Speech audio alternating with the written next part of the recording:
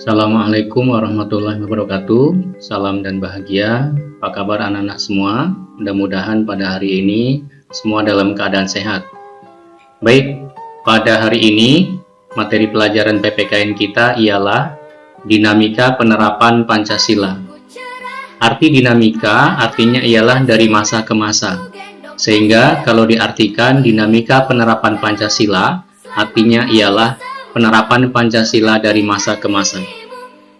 Adapun tujuan pembelajaran yang akan kita capai pada hari ini ialah peserta didik mampu memahami dinamika yang terjadi dalam penerapan Pancasila di masa kepemimpinan Soekarno dalam rentang waktu 18 Agustus 1945 sampai 1949.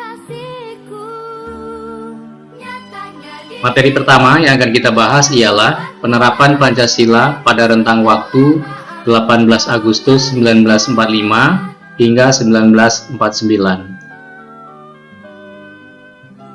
Penerapan Pancasila sejak awal Indonesia merdeka, secara resmi Pancasila diterapkan ialah pada tanggal 18 Agustus 1945, sehari setelah Indonesia merdeka. Penerapan Pancasila pada periode awal kemerdekaan tidak berjalan dengan mulus. Masih banyak ditemukan hambatan dan kendala. Pancasila belum bisa diterapkan secara maksimal karena masih banyak faktor penghambat, seperti kesulitan menyatukan seluruh masyarakat Indonesia yang sangat beragam, dan ditambah lagi adanya ancaman terhadap kemerdekaan, baik yang datang dari dalam maupun yang datang dari luar negeri. Memasuki pada materi topik yang kedua, ialah penerapan Pancasila pada masa agresi militer Belanda. Beberapa bulan setelah Indonesia merdeka, pasukan militer Belanda berdatangan ke Indonesia. Mereka tidak mengakui kemerdekaan Indonesia. Belanda bersikeras menguasai wilayah Indonesia, terutama Pulau Jawa. Belanda berkeyakinan bahwa secara de jure Indonesia masih merupakan bagian dari jajahan Belanda, dan secara de facto Belanda menguasainya lagi.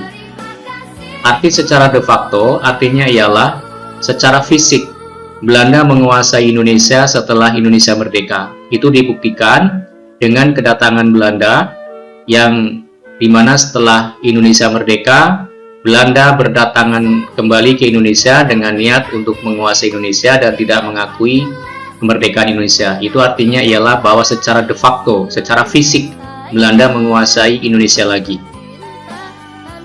Untuk mempertahankan kemerdekaan dan Pancasila, rakyat Indonesia melakukan perlawanan secara fisik, seperti para pejuang Indonesia mengusir Belanda yang tergabung dalam pasukan NATO yang hendak menguasai Surabaya pada tanggal 10 November 1945. Pejuang Indonesia dengan gagah berani mengusir pasukan Inggris dan Belanda. Dan peristiwa itu diperingati sebagai Hari Pahlawan. Dan pertempuran lainnya seperti Bandung Lautan Api, Perang Puputan di Bali, Pertempuran Ambarawa, kemudian penumpasan PKI di Madiun 1948 dan penumpasan pemberontakan DITII pada tahun 1947. Tentara Nika atau Belanda tiba di Jakarta pada tanggal 15 September 1945 dipimpin oleh Letnan Gubernur Jenderal Hubertus van Mook.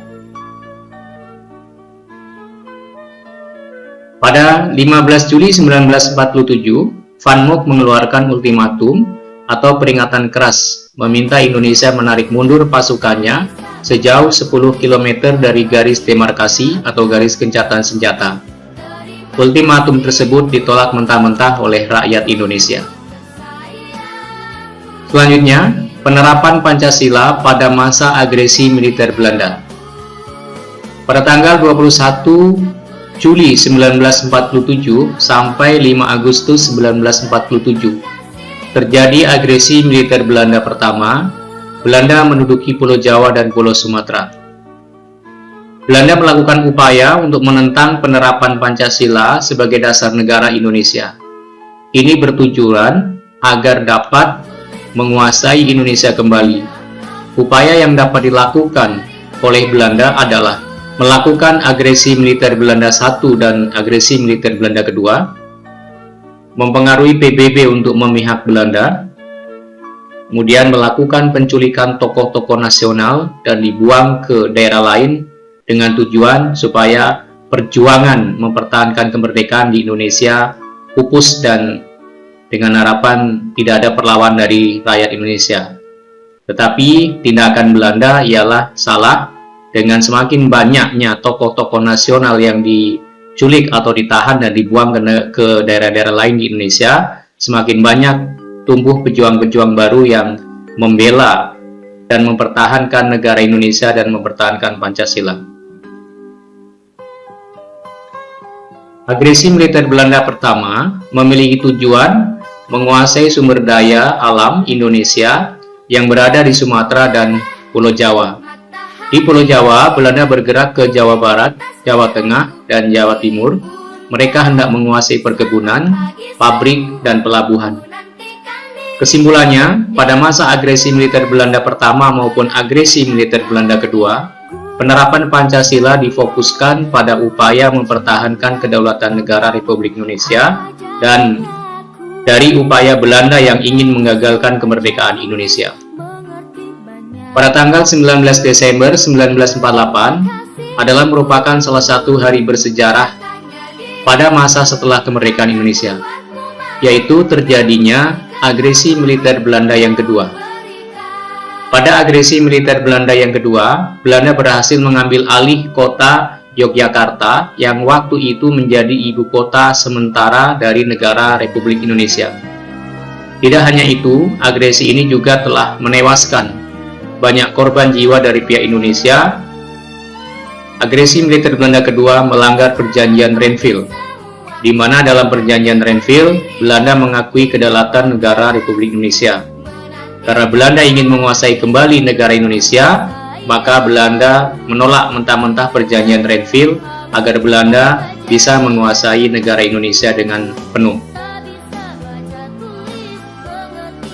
Belanda berhasil merebut ibu kota negara Indonesia pada masa itu, yaitu Yogyakarta, dan Presiden Soekarno dan Wapres Bung Hatta ditangkap dan dibuang ke Muntok, daerah Bangka. Perlawanan mempertahankan negara Republik Indonesia terus dilakukan oleh tentara rakyat Indonesia di bawah komando Panglima Besar Jenderal Sudirman. Perlawanan dilakukan secara gerilya. Selama Soekarno-Hatta diasingkan, pemerintahan tetap berjalan, yaitu dipimpin oleh Pemerintahan Darurat Republik Indonesia atau disingkat PDRI di bawah pimpinan yaitu Sarifuddin Prawira Negara. Selanjutnya, penerapan Pancasila pada masa Negara Republik Indonesia Serikat atau RIS tahun 1949. Dalam naskah Mukadimah Konstitusi RIS tahun 1949 alinea keempat disebutkan rumusan Pancasila yang ada pada Mukadimah Konstitusi RIS adalah sebagai berikut. 1. Ketuhanan Yang Maha Esa. 2. Peri kemanusiaan. 3. Kebangsaan. 4. Kerakyatan. 5. Keadilan sosial. Jadi, rumusan Pancasila yang ada pada Konstitusi RIS ialah tidak sama dengan rumusan Pancasila yang ada pada UUD 1945. Namun demikian, Konstitusi RIS menyebutnya dengan nama Pancasila. Hanya ada perbedaan redaksi kalimat dengan Pancasila yang ada pada UUD 1945. Rumusan Pancasila berbeda dengan Pancasila yang tercantum dalam pembukaan UUD 45 karena bentuk negaranya berbeda, di mana ketika Indonesia berubah menjadi RIS, bentuk negaranya ialah serikat atau federasi. Akan tetapi RIS usianya hanya seumur jagung, di mana pada tanggal 17 Agustus 1950 Indonesia kembali ke pangkuan negara Republik Indonesia dengan bentuk negaranya kesatuan.